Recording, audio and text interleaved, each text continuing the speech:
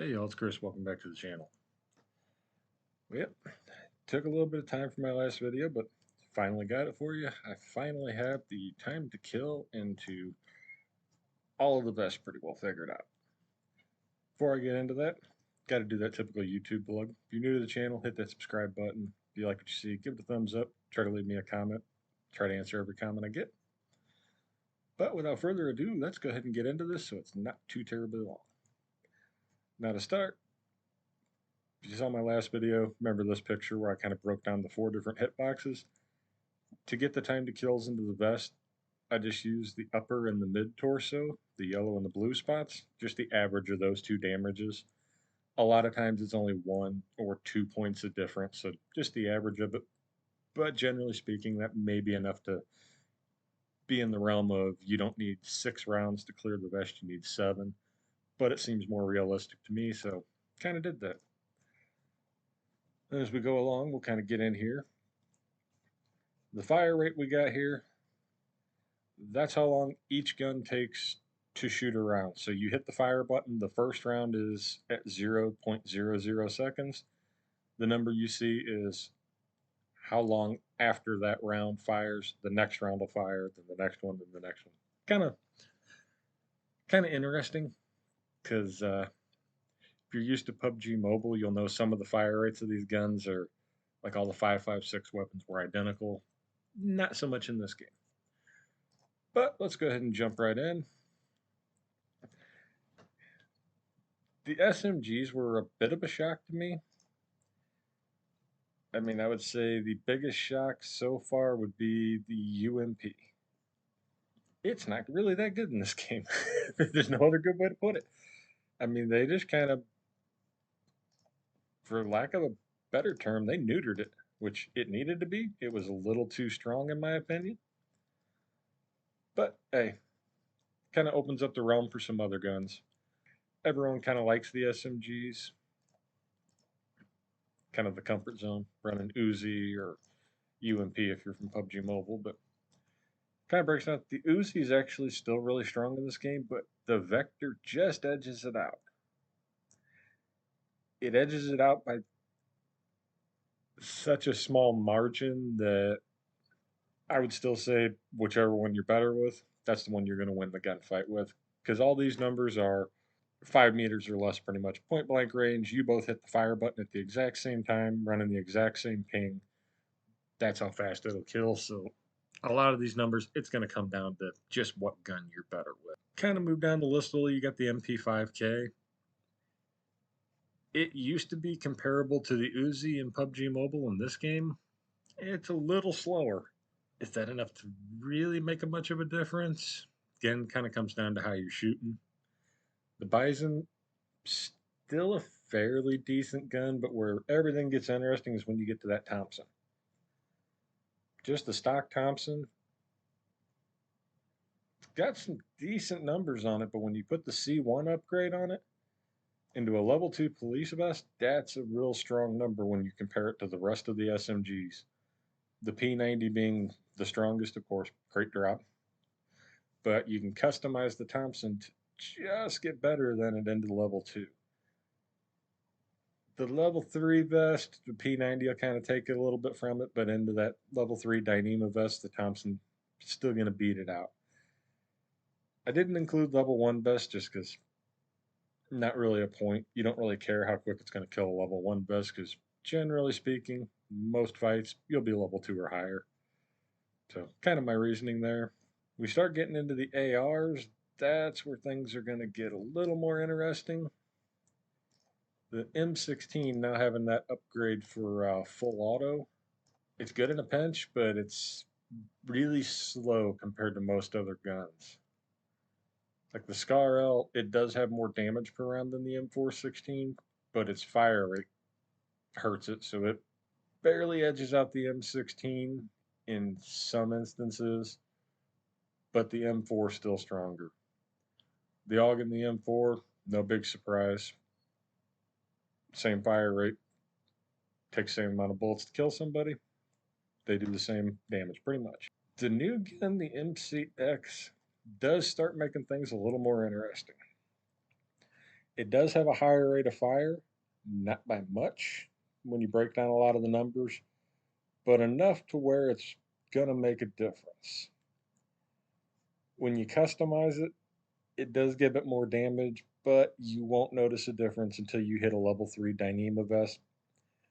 Otherwise, the stock MCX still just as quick as the C1 customization. When we start getting into 7.62 weapons, we got to start with the SCAR L, the new C2 customization. I actually like that. It kills just as fast as the AKM. I mean, those numbers are so close together that I won't really say one's better than the other, but your big shocker, that MK47 Mutant, you throw that full auto customization on there, shoots just as fast as the AK, but with the extra damage. When you start getting up into level 3 and level 3 Dyneema vests, it does some work. I mean, it even beats out the M762 stock. The customized M762, it's good in the level 3 military vest. It will lose out to a mutant, theoretically. Looking at the numbers, it'll lose to a mutant, but which one can you shoot better?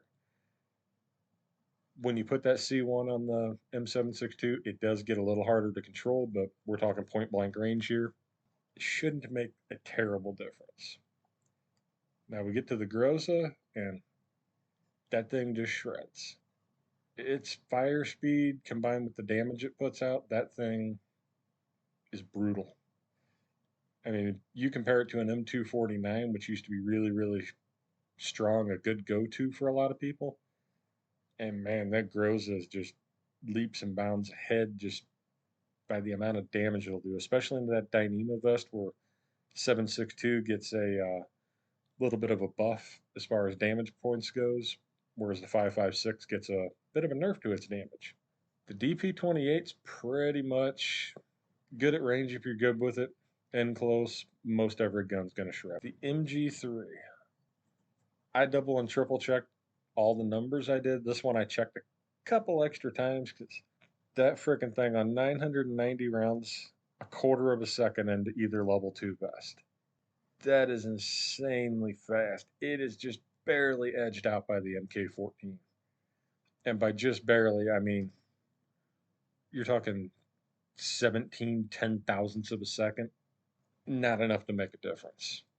And you can even back the MG3 down to 660 and still beat out pretty much everything on this list.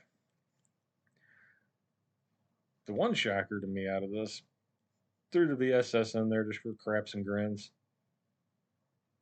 It beats the AKM into a regular level 2 vest and regular level 3. Didn't see that one coming. Then I had to put the pistols on there just because sometimes I decide to be stupid. No, I want to do a pistols only match. You better get the drop on people. And if they're in a level 3 Dyneema vest, you better hope they're asleep because there's nothing worse than that Scorpion into a level 3 Dyneema. I mean, a full second. But now the fun part comes, which one is better? A lot of people are going to say, oh, this gun's better, that gun's better. It all really comes down to what you're best with. If you want to go by how fast they kill according to numbers into a level 2 police vest, I mean, you're looking the MK14, MG3 would come into a very close second. The Groza is actually going to be tied with the, can't believe I'm saying this. The Groza is going to be tied with the Thompson with the C1 upgrade. So those two slots are interchangeable, and then the P90. For me, I would have to say if I had to pick top 5 of what I think are best for CQC, from what I've experienced hip fire wise, not ADSing in close, just hip fire wise, MG3 would have to come in first. Groza would be second. MK would be third. Gonna be a real tight one on the AKM and then the MCX. Those are also close, and I always go ARs over SMGs just because I mean, let's be realistic. You're going to run into Dyneema vests in this game. The 7.62s are just going to shred everything, especially once you put those vests on. It hurts to put the MK that low on my list, but its hip fire spread, especially once you get to like 10 meters, it's just ridiculous, especially if you're strafing. But anyway, we are going to have to call that an end right there. Was shocked by some of these numbers to say the least. The biggest shock of the bunch, if I had to go with just one, there are a couple. The biggest shock is the MK47 mutant. They're all over the place in this game. It seems you order a customization kit, slap it on it, and it's as fast as an AKM or faster once you get into level 3 gear. But those are my opinions. Everyone's opinions are different. Everyone uses guns different. So sound off in the comment section. Which gun do you think is best? What's your ideal loadout? What do you run for a primary for CQC and for a secondary for mid to long range? Or do you just run a bolt action for long range and an AR for CQC and close range? Let's see what you got. Write it in the comment section. Let's see what kind of similarities we've got here in New State. How many common loadouts we got? Because I'll go ahead and freely say my favorite loadout's either an AKM and M762 in the primary and an SLR as a secondary. That's mine. What are yours? But if you made it this far, thanks for watching the video. Hopefully you liked what you saw. Hopefully you learned something, really made you scratch your head and go, whoa, they're doing something a little different here. Thanks for joining me, and hopefully you have a wonderful rest of your day.